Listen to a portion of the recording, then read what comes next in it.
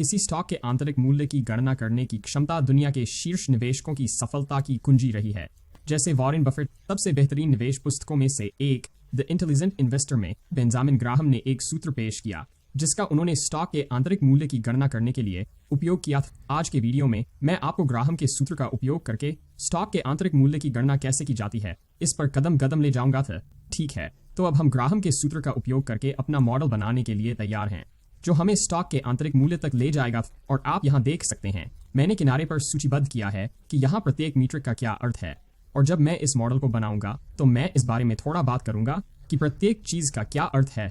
तो पहली चीज जो मैं करने वाला हूं वह यह है कि मैं एक क्षेत्र बनाऊंगा ताकि मेरे मॉडल को एक शीर्षक दे सकूं और मुझे पता चले कि मैं कौन सा मॉडल उपयोग कर रहा हूं। और मैं इसे ग्राहम की मूल्यांकन शीर्षक दूंगा क्योंकि हम उनका उपयोग कर रहे हैं इस मूल्यांकन को बनाने के लिए मॉडल। और पहली चीज जो हमें जाननी है स्पष्ट रूप से वह यह है कि हम किस स्टॉक को देख रहे हैं। और इसलिए इस उदाहरण के लिए चलिए आगे बढ़ते हैं और कहते हैं कि हम देखेंगे एप्पल। ग्राहम के सूत्र का उपयोग करके एप्पल के आंतरिक मूल्य को खोजने के लिए था। और जैसा कि आप यहाँ देख सकते हैं पहली चीज जो हमें करनी है वह है कंपनी के प्रति शेयर आय को जानना। तो चलिए प्रति शेयर आय के लिए एक क्षेत्र बनाते हैं। अगली चीज यह 8.5 है यहाँ, जिसे अगर हम यहाँ आते हैं हम देख सकते हैं कि यह बिना वृद्धि वाली कंपनी के लिए मूल्य से आय आधार है। तो मैं इसे यहाँ सूचीबद्ध करने वाला हूँ भाई। और हम सिर्फ कहने वाले हैं मूल्य से आय बिना वृद्धि थी। और हम जानते हैं कि ग्राहम के सूत्र के अनुसार यह 8.5 होगा। और जब हम यहाँ आते हैं हम देख सकते हैं 2G। तो यह G आमतौर पर अगले 5 वर्षों के लिए वृद्धि दर का प्रतिनिधित्व करेगा था। तो मैं यहाँ 2 चीजें सूचीबद्ध करने वाला हूँ भी। मैं सिर्फ वृद्धि दर लिखने वाला हूँ और फिर मैं इसे 2G के नीचे सूचीबद्ध करूंगा। और मैं इस 2G पर वापस आऊंगा और इसके बारे में बाद में थोड़ी बात करूंगा।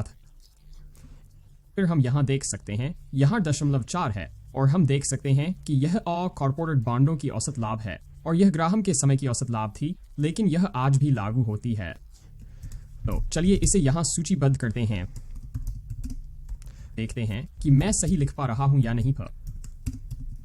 और फिर इस सूत्र में अंतिम चीज हमें जाननी है कि ऑय किसका प्रतिनिधित्व करता है। तो यह कॉर्पोरेट बॉन्डों की वर्तमान लाभ का प्रतिनिधित्व करता है। और यह कुछ ऐसा होगा जिसे हमें देखना होगा क्योंकि यह लगातार बदलता रहता है।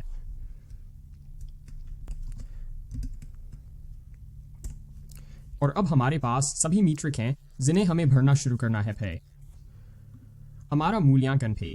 तो इस मूल्यांकन पर पहुंचने के लिए हमें एप्पल के बारे में सबसे पहला डेटा चाहिए, वह है उसकी प्रति शेयर आय। तो कुछ अलग अलग तरीके हैं जिनसे हम प्रति शेयर आय पा सकते हैं।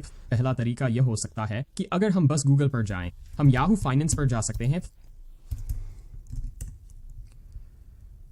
और हम इसे यहां खींच लेंगे भी।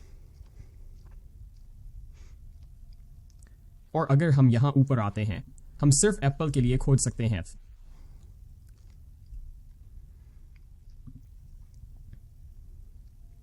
और हम एप्पल का पेज खोल लेंगे और अब हमारे पास एक पृष्ठ है जिसमें ऐप पर कुछ डेटा है। हम पिछले 12 महीनों की उसकी प्रति शेयर आय को खोजना चाहते हैं। और अगर हम यहाँ देखें तो यह यहाँ है। तो हम देख सकते हैं कि यह 5.11 है। तो अगर हम यहाँ वापस आते हैं तो आप 5.11 यहाँ डाल सकते हैं, लेकिन गूगल शीट्स में इसे करने का एक और त्वरित तरीका गूगल फाइनेंस फंक्शन का उपयोग करना है। और अगर हम गूगल फाइनेंस करते हैं और एप्पल चुनते हैं और सिर्फ प्रति शेयर आय टाइप करते हैं तो हम देख सकते हैं कि यह स्वतः भर जाएगा। तो मान लीजिए कि मैं यहाँ स्टॉक को बदलता हूँ और वेरिजॉन डालता हूँ तो वेरिजॉन की प्रति शेयर आय स्वतः भर जाएगी। तो यह आप पर निर्भर करता है कि आप उस भाग को कैसे करते हैं, लेकिन यह एक अच्छा तरीका है जिससे आप स्वतः प्रति शेयर आय खींच सकते हैं और पूरे मूल्यांकन प्रक्रिया को स्वतः कर सकते हैं। और हम यहाँ देख सकते हैं अगली चीज जो हम चाहते हैं वह है बिना वृद्धि वाली कंपनी के लिए मूल्य से आय। और बेंजामिन ग्राहम आगे बढ़ गए और मेहनत की और इस संख्या को 8.5 पाया। तो अगर आप इस सूत्र का उपयोग करने वाले हैं तो यह संख्या स्थिर रहेगी भी। तो हम सिर्फ 8.5 यहाँ डाल सकते हैं। और अगली चीज जो मुझे करनी है वह है इसे सही ढंग से लिखना। और ठीक है, अब हमें अपनी वृद्धि दर जाननी है। तो उन्होंने आगे बढ़कर वृद्धि दर को 2G बना दिया। तो यह G वृद्धि दर का प्रतिनिधित्व करता है। तो हम याहू फाइनेंस पर वापस जाएंगे और इस पृष्ठ पर वृद्धि दर सूचीबद्ध नहीं है, लेकिन अगर हम यहाँ विश्लेषण पर जाते हैं और इस पर क्लिक करते हैं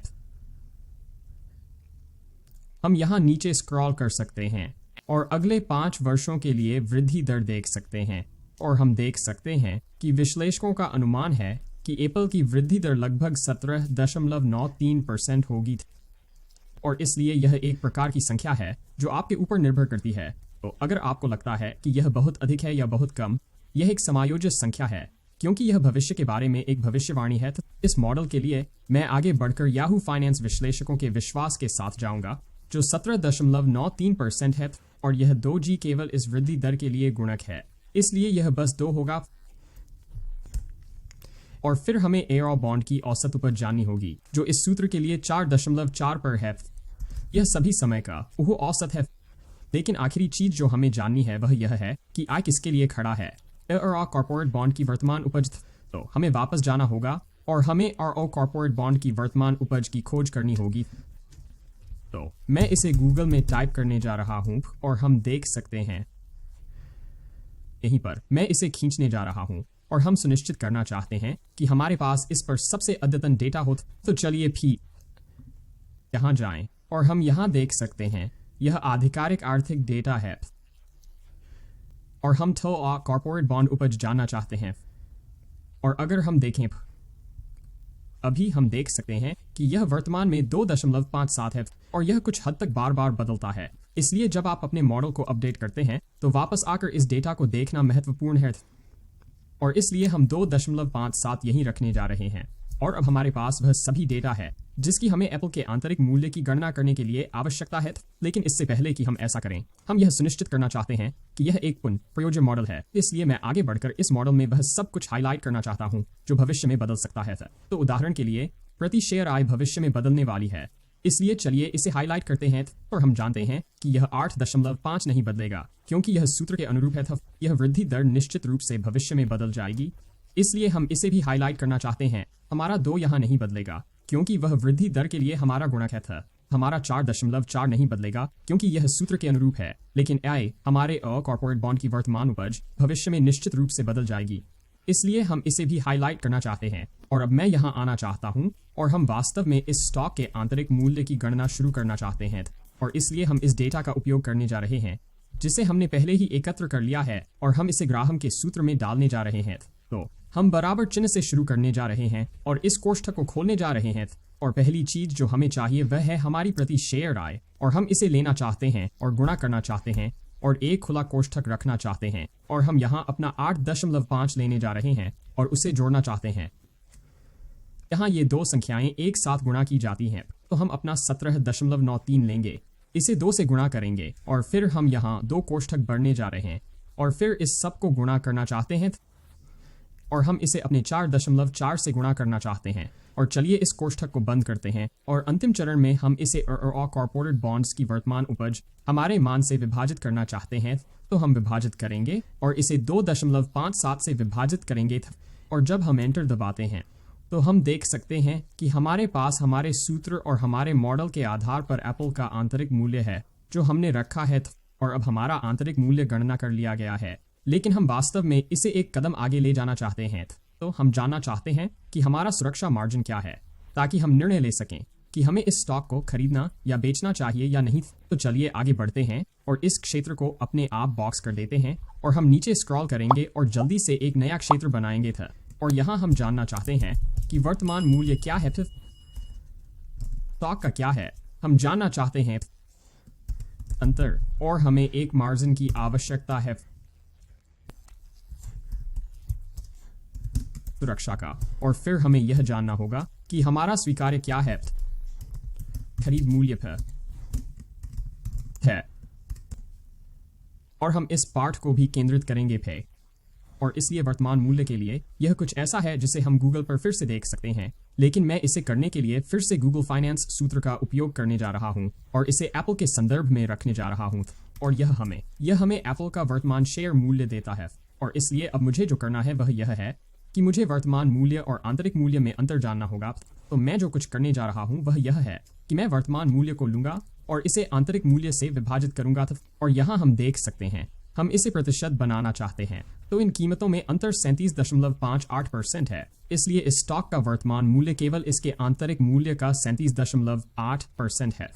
और मान लीजिए कि हमारा सुरक्षा मार्जिन लगभग 65% है। तो इसके आधार पर हम यह जानना चाहते हैं कि हमारी स्वीकार्य खरीद मूल्य क्या है। तो अपनी 65% लेना चाहते हैं और उसे स्टॉक के आंतरिक मूल्य से गुणा करना चाहते हैं। और हम इस डेटा के आधार पर देख सकते हैं कि हमारी स्वीकार्य खरीद मूल्य $252 या उससे कम होगी। और इस मॉडल में जो अंतिम चीज मैं करना चाहता हूं वह है एक क्षेत्र जोड़ना जो मुझे खरीदने या बेचने के बारे में बताता है। तो मैं इस स्प्रेडशीट को स्वचालित करना चाहता हूं। यह मुझे स्वचालित रूप से बताएगा कि मुझे इस स्टॉक को खरीदना या बेचना चाहिए हमारे द्वारा यहां डाले गए चर के आधार पर। तो इसे करने के लिए हम एक इफ कथन का उपयोग करने जा रहे हैं और हम कहना चाहते हैं यदि भी हमारी स्वीकार्य खरीद मूल्य आंतरिक मूल्य से कम है तो हम चाहते हैं कि यह खरीदें कहे, और अगर नहीं तो हम चाहते हैं कि यह बेचें कहे।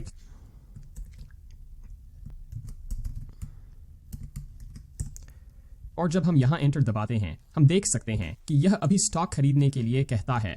तो चलिए इसे बेहतर दिखाने के लिए फॉर्मेट करते हैं और इसे बॉक्स करते हैं।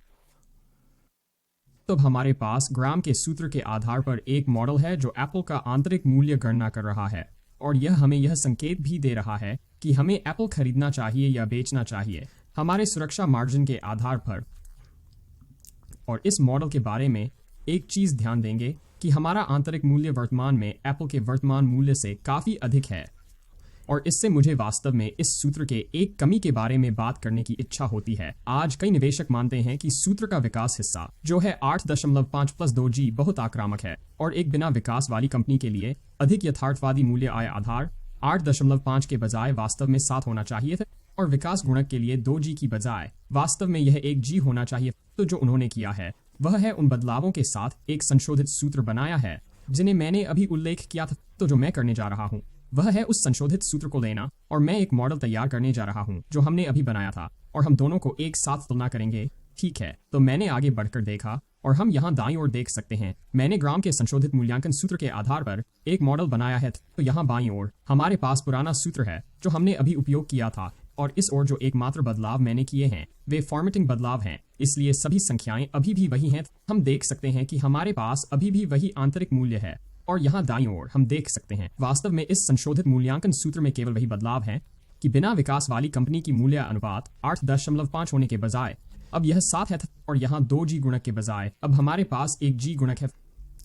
और जब हम दोनों के आंतरिक मूल्य को देखते हैं तो एक बड़ा अंतर है।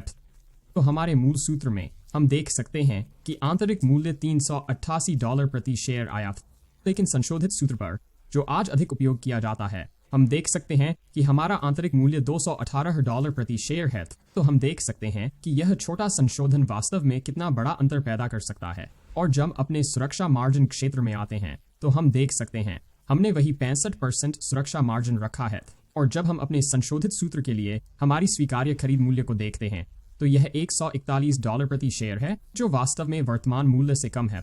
तो हमारे सुरक्षा मार्जिन के आधार पर यह वह समय नहीं है जब हम एप्पल स्टॉक खरीदना चाहेंगे थे, और जब हम इसे मूल मूल्यांकन के साथ तुलना करते हैं तो हम देख सकते हैं कि वह समय होगा जब हम स्टॉक खरीदना चाहेंगे थे। तो आप देख सकते हैं कि ये दो सूत्र कितना बड़ा अंतर पैदा कर सकते हैं। तो चलिए एक और उदाहरण करते हैं, और जो मैंने किया है वह है मैंने इन दोनों मॉडलों को स्वचालित किया है जहां हमें केवल उन पीले वर्गों में डेटा अपडेट करने की आवश्यकता है, और हमारा मॉडल स्वचालित रूप से अपडेट हो जाएगा भी। तो मान लें कि हम वेराइजन पर नजर डालना चाहते हैं। तो पहली चीज जो हमें करनी है वह है कि हम यहाँ वेराइजन के स्टॉक टिकर को सूचीबद्ध करेंगे, और वेराइजन के स्टॉक टिकर को यहाँ भी, और हम देख सकते हैं कि हमारी प्रति शेयर आय पहले से ही स्वचालित रूप से भर गई है। अगली चीज जो हमें करनी है वह है वेराइजन की अनुमानित वृद्धि दर खोजनी है। तो चलिए गूगल पर वापस चलते हैं और हम याहू फाइनेंस पर जाएंगे भी,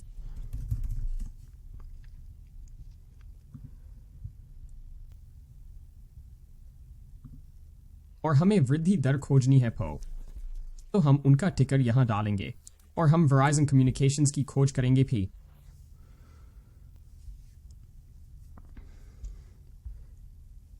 और हम यहां विश्लेषण पर आएंगे भी।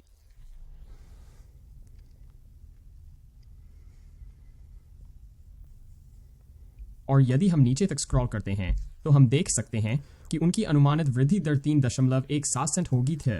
तो चलिए अपने मॉडल पर वापस चलते हैं और हम वृद्धि दर के लिए 3.17 डालेंगे और यहाँ देख सकते हैं हमारे ओ कॉर्पोरेट बॉन्ड्स पर वर्तमान उपज हमने अभी अभी यह देखा था, इसलिए हम जानते हैं कि यह नहीं बदला है और मैं अभी अपनी सुरक्षा का मार्जिन नहीं बदलना चाहता था।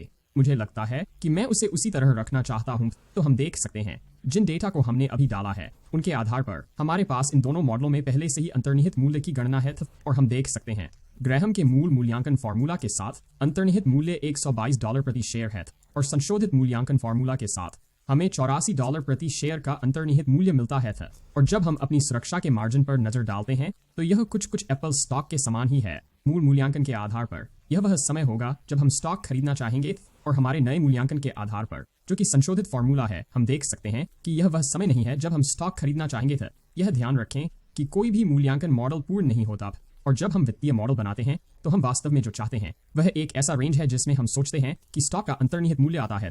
निवेश निर्णय लेते समय हमेशा अपनी उचित परिश्रम करें और ध्यान रखें कि मैं कोई वित्तीय सलाहकार नहीं हूं। मुझे उम्मीद है कि इस वीडियो ने आपको बेंजामिन ग्रैहम के फॉर्मूला का उपयोग करके स्टॉक का अंतर्निहित मूल्य कैसे गणना करें यह दिखाने में मदद की है। यदि आप इस मॉडल को डाउनलोड करना चाहते हैं